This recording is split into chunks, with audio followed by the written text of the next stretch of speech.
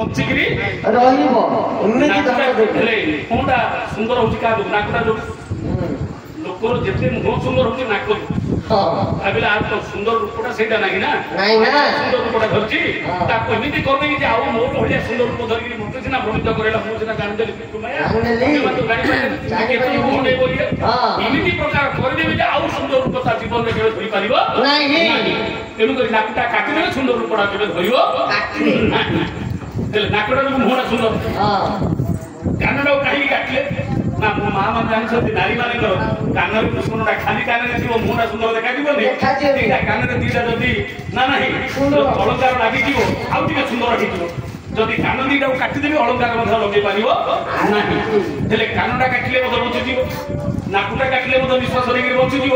ଯଦି ଜିଭଟା କାଟିଦେବି କଥା କହିପାରିବନି ଏ କଥାଟା ଯାଇକି ଆପଣ ପାଖରେ ପହଞ୍ଚିବ ନାହିଁ ଆଖିଟା ଫୁଟେଇ ଦେଇକି ଅଙ୍ଗୁଳି ହେଇଯିବ ତେଣୁ ତାକୁ ଏମିତି ଦଣ୍ଡ ଦେବି ଯେ ଦଣ୍ଡକୁ ଦଣ୍ଡ ପାଇବ ଖବରଟା ଯେମିତି ଆପଣ ପାଖରେ ପହଞ୍ଚିବ ତେଣୁକରି ନାକଟା କାନଟା କାଟି ଦେଇକି ତାକୁ ଛାଡ଼ିଦେଲି କାନ୍ଦି କାନ୍ଦି